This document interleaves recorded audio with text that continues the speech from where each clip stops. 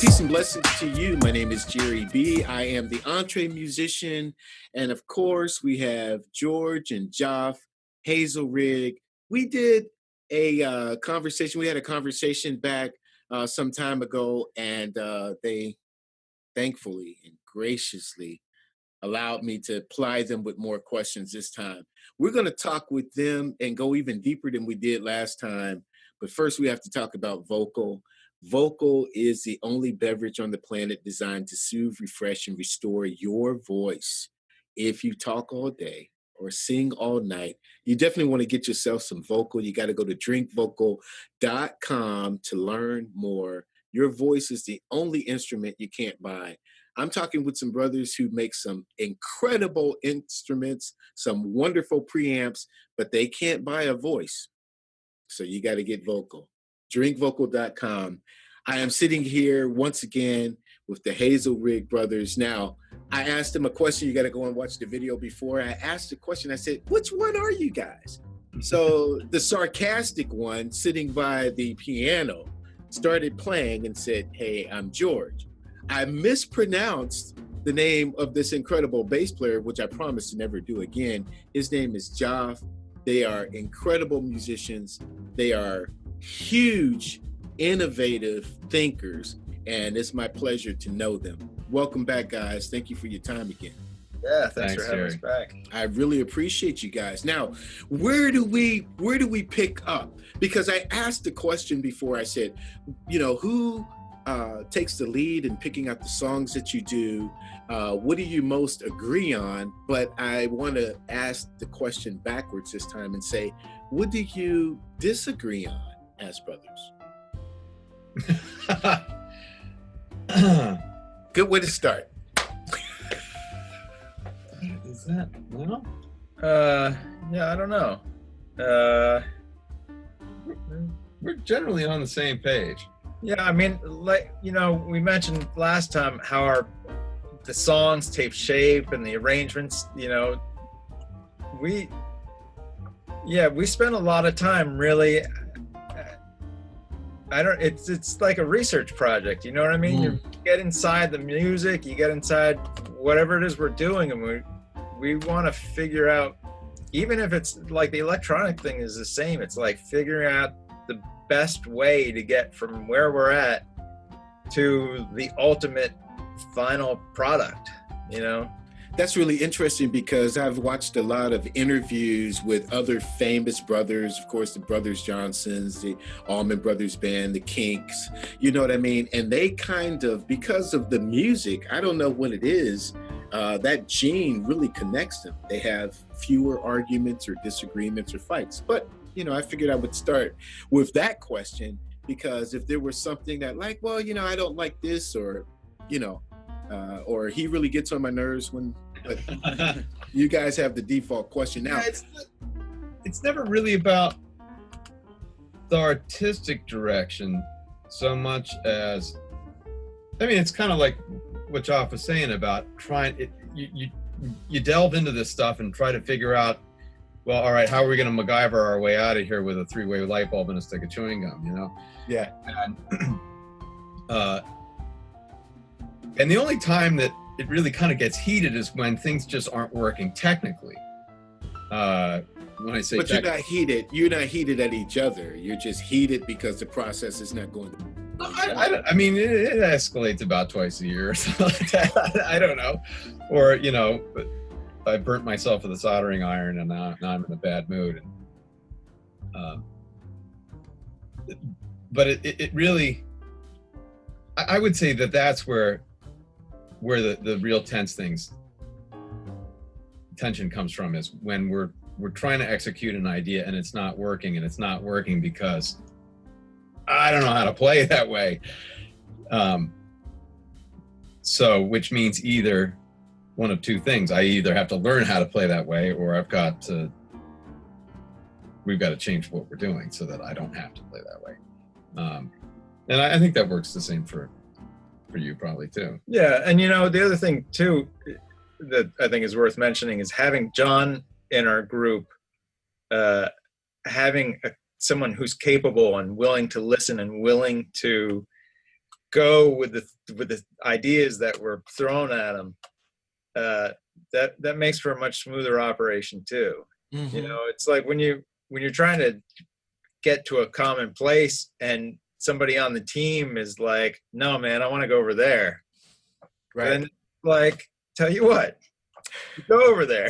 We'll see you later. You know? Now, how much does John, and we're talking, so the audience would know, we're talking about John O'Reilly Jr., who's the incredible drummer for the Hazelrigg Brothers. Now, how much of a contribution beyond his talent does he bring to the arrangement? Does he bring to the writing process? Yeah, I mean, I think at this point he brings a lot. You know, initially, when he started playing with us, we already had a lot of the material established and a sound and a direction.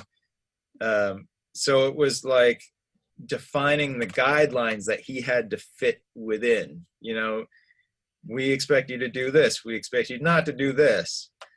And, you know, I always compare it to sort of, we've got our own dialect and he had to pick up. Learn the language. Yeah, exactly. Learn the language. And now that he speaks it, it's like, all right, we're going to play this song. It's going to be this tempo. And we're thinking sort of a feel like this. Go. And, you know, 90% of the time, he's right in the same mindset that we're at, where he's right there with us. Yeah, and when he's not, I'll say, hey, John, you know, you think you can we try to do something kind of like this? And he'll say, no. And then he'll do it, like, perfect.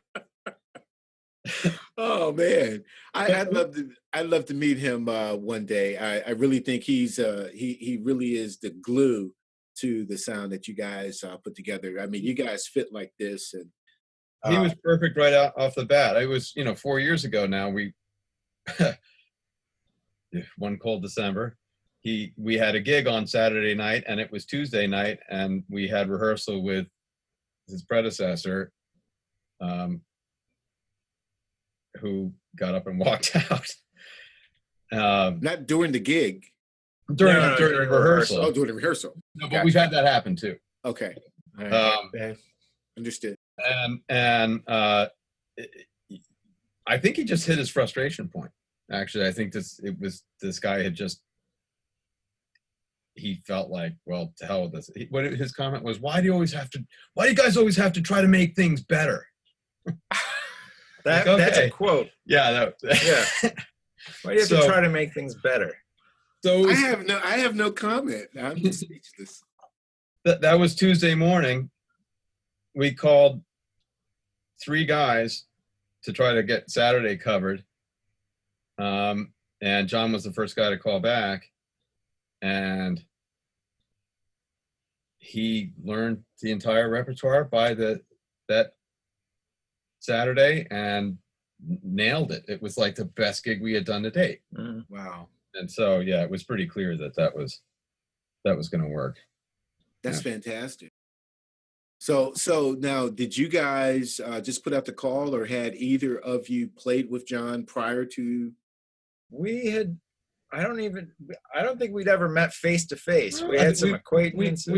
I think we met him at the jam session. There's this Sunday night jam session that happens in Doylestown every week. I see. And we're often either in the house band or just hanging out, having gin martini. Yeah. Chilling out. Now, in our last conversation together, George said he started playing when he was 3 years old. But what happened with you, Joff? Did that? I don't know how much younger you are than your brother, but what age did you start? I'm 4 years younger. I started playing violin probably around 6 or 7. And played a bunch of other instruments along the way to bass. Mm-hmm. I don't know. Like my brother mentioned, we both sang in the choir. Mm-hmm. That was really a big thing, because developing our ear really it was such a huge thing, a huge part of being a musician. Sure. So many pro musicians. Hey man, how does that go? It goes like this. I don't know. Can you write that down? Or it's like, can't you hear this stuff? Sure. you guys are supposed to be professional musicians and you can't hear anything. Yeah, singing is how you learn Yeah. how to do that stuff. That's true. Yeah. And I really think the discipline of being in a choir where you're forced to listen to the entire spectrum, you're forced to pay attention to what the director or directress is doing, you know, it really does discipline. Yeah, Absolutely. Yeah. You have to function as a part of an ensemble, you know, and that's, I think that's another part of the philosophy in our group is that, you know, you see so many groups nowadays, it's like, oh, superstar number 1 and superstar number 2 got together with superstar number 3 and now they've got a band and they put out an album, and then like the guy over here wants to tour it, but he can't get the other 2 guys because they're 2 big stars and they're too busy, and then if you go and you see them live anyway, it's like they're all 3 playing their own individual solos, you know what I mean? And At the same time. yeah, right. And it's not like an ensemble. Sure. You know, it's not like the parts are great or Yeah. you know Yeah. together. So It's interesting that you say that because I was talking with a bunch of friends the other day about some of the worst albums that we had listened to. And there's this one I won't mention because I love each one of these musicians individually. These 3 superstar bass players, if you have ears, then you know who I'm talking about. I've heard the album too, and I know. You go, okay, so we'll move on, right? You know, it's amazing because you think, you know, you're going to the store or ordering it from Amazon and you're expecting this, and you go, what happened? You had 12 songs and not one of them. It's like product for the sake of product. You know what I mean? We'll move on. We'll move on. As far as you guys are concerned, jazz seems to be kind of like the central thing that you're known for. We talked last time about, you know, growing up and listening to all these wonderful influences that were just on the radio and everywhere. So you have that download. But do you have, either of you or together, a favorite style of music that you kind of default to when you're down, when you're in your car, when you're not on the way to a gig, when you're not thinking about working? Do you have a favorite style? I listen to my engine when I'm driving. Understood. You just want that quiet, huh? Oh, it's not quiet. No. Joff, you have a favorite? No, I've got a couple CDs that make their way through my CD changer in my car, but nothing specific. Mm-hmm.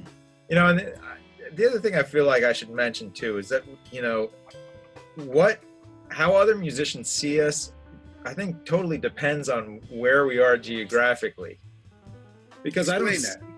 I mean, Philadelphia is a jazz town in a very traditional swinging jazz kind of way. I don't see it as a jazz town in a modern jazz kind of way because I don't think they accept there's some pretty heavy modern jazz guys in our region, and they don't sort of get the same acceptance in the Philadelphia jazz scene. I don't know that we fit into the Philadelphia jazz scene in the traditional kind of way. Huh. But I can also tell you that, like, you know, so I always thought a lot of people consider us more like rock guys, you know. But I think when we lived in the DC area, which we lived there for a long time, the guys there really considered us like straight ahead players. Yeah, like heavy jazz guys. We were sort of thought of, and I'm not sure that would be the case anymore, but because that was an urban jazz scene. I mean, that was like DC is the home of go-go and some of the best musicians in the country, man. Sure. And absolutely. And that was that sort of thing. So if I'm playing like anything that sounds like a bebop line, they're like, oh yeah, he's just a straight ahead player. Well, you guys have played with Dennis Chambers, who's one of the hardest funking drummers that there are out there. Chester Thompson. I mean, so you've gotten your feet wet with a lot of different drummers, a lot of different beats, rhythms, and styles. And you know, again, look, I'm saying go out and get songs we like if you haven't heard it, because you're going to hear this potpourri of beautiful influences that you just your approach is dynamic. I'm trying not to flower you up too much, guys, but I really do. I really do dig your work. And we talked about your dad a little bit in the last segment that we did, but your mom, was she musical or is she musical? You talked about your grandmother being able to play duets. Played a little bit. I mean, she was, I guess, she was musically literate to a degree. Yeah, I don't think she ever played anything seriously though. No, but she had piano chops. Yeah. She didn't Exercise. She didn't break that stuff out very often. Yeah. Oh, Yeah. really? Actually, I remember being pretty surprised one day when I watched her reading through something on piano. Do that. So is there any Hazelrigg sisters? No, it's just us. That's very cool. Now, we talked a little bit before, and Joff was kind enough to show us one of your incredible preamps. With respect to Hazelrigg Industries, is preamps all you manufacture, or is there other modes of electronics that you get into as well? Well, Hazelrigg Industries started as a deal where we licensed circuit designs from Doug Fern. I see. In order for us to launch kind of a lower line, a more affordable line of products for him. Mm-hmm. I'm not sure it's turned out to be exactly that. I mean, there are aspects to these things that the preamp that we make that's less expensive, but it's really pretty much just packaging. And probably the profit margin is even more narrow than our regular stuff, which is already, minuscule. This is an aspect of our gear, right? Because it's just so extraordinarily expensive. Mm-hmm. And people say, oh, you guys, it's so much money, but it's like, actually, if you break it down to what's in the box and what it costs to put it together and what we've had to go through to do it, actually, you're getting a pretty high percentage of money worth, just in terms of parts that go into this stuff. So, after manufacturing that stuff for a year, Doug said, I don't want to do this dealing with dealers and customer service and manufacturers, vendors all the time anymore. Why don't you guys just, here's the company, run this. So we took it over. He still does design with us, and also produces records with us. Doug is the most brilliant audio engineer I have ever met by a long shot, and that's saying a lot because we've known some really brilliant audio engineers, and he's just expanded our ears and yeah, I mean, he really shaped the way that we made songs we like. Wow. Yeah. That's great. So he's a part of that team that helps you get your. Now, does he go out live with you guys, or do you have a problem with? I don't want to say a problem, but do you find it odd the different venues that you perform in, from the sound guy to the next sound guy? Our whole thing is pretty simple, so it's self-explanatory. So we don't have particularly bad luck with that. That's good. That's good. Because I mean, you are perfectionist in the fact that you want the sound that you want. Was there ever a situation where you had like the worst gig ever? We had a worst gig ever? I mean, nothing comes to mind. Not with the trio. I mean, look, we've had some pretty bad gigs in our careers. Well, let me ask you this question, Dan. While you have that filtering on, you've worked as producers, you've worked as session guys, you've toured with other artists. As far as the Hazelrigg Brothers as recording artists, what has been your most valuable lesson as far as the music industry or the music business is concerned?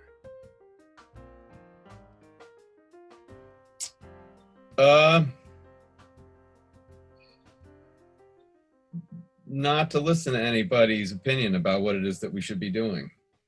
Excellent. I mean,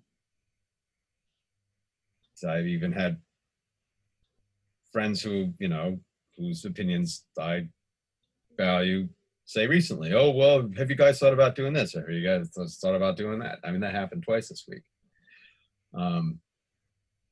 Yes, I've thought about it. And secondly, no, this is what we're doing. And it's funny, you know, we haven't gotten to this point yet, but I suspect we will. Mm-hmm. Or at least I hope we will, or at least we bet the farm, so we better. And that is, I think people, when they get where they're going, the people who talk about them, you know, being successful people say, oh, well, you know, they stuck to their guns, they believed in what they were doing, you know, they didn't follow a crowd, they didn't conform to what the record company wanted or whoever, whatever, and in the end it paid off. The problem is, until it pays off, nobody believes you. That's true. But that's true. You can't fake stuff.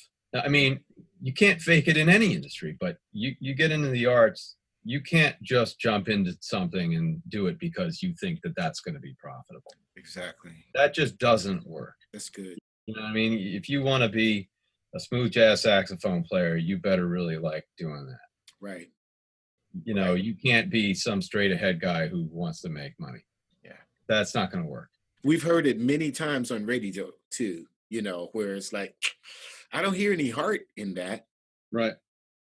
It's not, yeah, things that aren't genuine. It's the same 7 chords as the last record. Mm-hmm. I can, you know, and things that are fashionable are exactly that. They come and they go, and you know, somebody can be considered a genius this year, and 5 years down the line, you know, not so much. I mean, and then again later.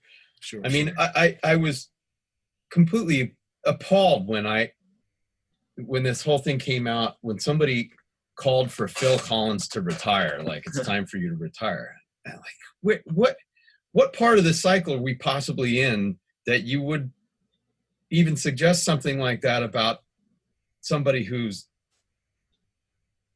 you know, just a monumental genius, you know, and contributed so much for so long in the business that, well, okay, well, there it was. It hit a lull in the cycle, and you know, I mean, God knows what that guy's going to do in the future. He's got a lot of years left of being able to produce great things. I didn't hear that comment. I'm appalled by it. I didn't hear that. Yeah. Actually, wow. John O'Reilly was talking about he'd read Phil's autobiography, and he mentioned that and how he had become depressed over that. I mean, this guy was a teenager when they were doing timeless records. Absolutely. Absolutely. Genesis really set the standard. Oh my God. Let's not even, I mean, I don't even know if we want to go down when we talk about innovation and approach and just what you can do with a song. To me, Genesis, and I'm a kid, man, listening to this stuff, it's like taking a sponge and squeezing every ounce of life you can out of it. I mean, I don't know who said it. I don't want to know. I won't read the article, but that's terrible because he is absolutely. Yeah, it is. Yeah, I just watched there's maybe an hour-long documentary on him, on Phil, for what was his solo record? It's something like a face value or whatever. It was the studio thing, all that. Yeah, his big hit solo record from that time period, from the 80s. No, it was the other. It was the other one, the one with his face on it, which was great because every third scene is Chester Thompson. You know, when he's whatever in his 20s, I guess. Yeah. You know, playing in the background. You know, wow. He was Phil's right-hand guy. You know, for as far as drums were concerned. Amazing. Yeah. When they were doing the double thing. Yeah. It's good. Excellent stuff. I think he adopted that from the Earth, Wind and Fire, because at the same time he was using Earth, Wind and Fire horns and whatnot. Right, yeah. You know? So when Earth, Wind and Fire had the double drummer, he took that Chester Thompson concept, and I think he did really good. I know that when I saw them on that tour, that you know, Chester would be like funking it up, but when Phil sat down on the kit, that whole, I mean, that mix just went like, oh, you knew Phil Collins was now behind the kit, man. It was a great show. Yeah. Absolutely. Now, here's where I want to ask, because I don't want the 30 minutes to get away from us, but what question did you wish I asked? Like, this Jere is just not with it today. Like, I wish he would ask me this, and you want to say this about the Hazelrigg Brothers, or about what's next for you guys, or whatever it is. There was a question you thought I should ask, and I haven't asked it. I don't know. I've been interjecting my own ideas in there all along. That's good. That makes for a great conversation. Well, then let me ask you this then, because the last time we were together, we were talking about a concept album that you were working on. Didn't want to give away the title, and absolutely respect it. But is there something about this project that you can tell me that either intrigues you, or, you know, is there something we can expect? We're covering an entire record, a significant one, front to back. Excellent. A well-known record, and it's challenging, and it's, you know, it's a rock band, and you wouldn't think, okay, well, I mean, you think in terms of serious music, like, okay, this is classical work, this is very difficult. I'm playing Rachmaninoff, this is very difficult. I'm working with, I'm, you know, trying to play Thelonious Monk or I don't know, something technically difficult in jazz. You don't think of, oh, well, this is this rock band, this is technically difficult music, but there's one arrangement that we worked on for 6 years. And it took until the week before we cut it for me to be able to play it. Wow. That's excellent. Work it out and get to the point where I thought, oh, there it is. I played it. That's excellent. Now you have me really, really curious. And it doesn't sound that difficult. It doesn't come off like some, you know, technical monster or anything. It's just how it turned out. Do you have a release date for it? No. We're not exactly sure what we're going to do with this one, because this one's really special. And we have an artist friend who's an amazing artist in Princeton, who's doing the cover for us. And we're probably going to reach out to these guys to sort of see if they like it and if they've got ideas about how we should move forward with it. We haven't, at this stage, what we want to do is just get it done to the point that we're happy with it. Understood. Yeah. Any future endeavor for a live album at some point? I told you that I saw a lot of live stuff on YouTube, which was just really intriguing. You plan on capturing that for a project? I think that'd be really fun. You know, again, it's sort of finding the venue that would work for us, though. You know, even like a big stage or something, sometimes it's too big. I don't know. I think that'd be a fun challenge, you know. Yeah.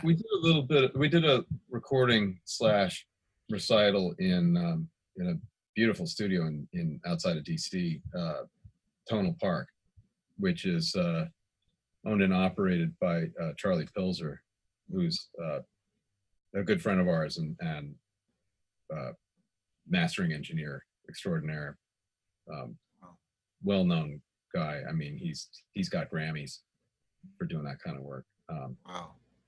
And we did a little concert in the studio back in the spring. And there are a couple of videos of that on up online. If you search for us on YouTube or whatever. And we talked about carving out, reporting out of that.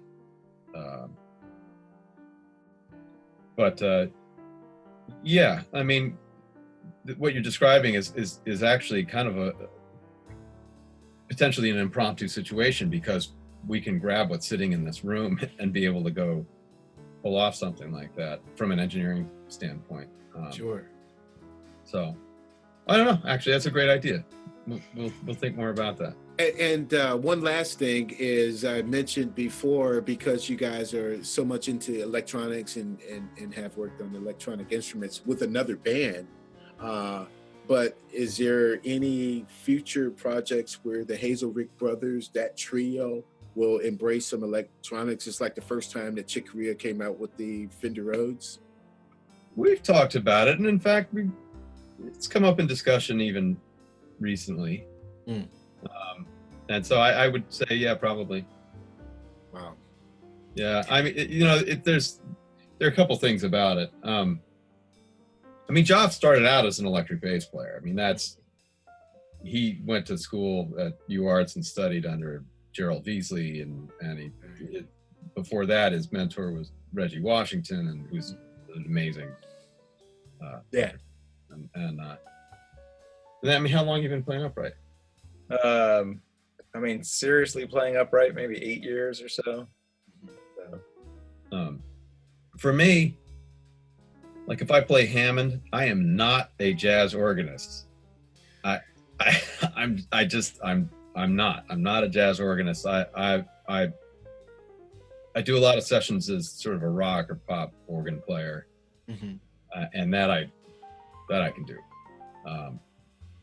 But you're your own worst critic, though. I would think that, somewhere down the road, after you've done this project, this concept album, and you've done the live thing, and you guys pick up electric just because you want to do it, I think something absolutely fantastic would come out of it. I mean, again, in winding this conversation up, because 30 minutes, what can you say? It's amazing, but here's the thing that I want to leave for everyone who watches this conversation. First of all, go back and watch the first. Secondly, go to HazelriggBrothers.com and learn more about these incredible musicians. I am a huge fan of innovation. I'm going to continue to repeat that, but you guys, really, your approach is one that, you think you've heard it all. You really do. And you get on a show with Trish Hennessy, who's interviewing the Hazelrigg Brothers, and wait a minute, I haven't heard it all. Because here are some songs that I too like, and here's an incredible approach. So I can't say enough about your artistry. I can't say enough about the sounds that I hear coming out of my speakers, and you have the handle on it. And I know you're going to be a household name one day. You've paid your dues, you've done your thing, and there's much more that I know the Lord has in store for you guys. I just know it. Well, thanks, Jere. That means a lot coming from you, because you're quite the artist in your own right, for sure. I'm no John O'Reilly Jr. Well, peace and blessings to you guys.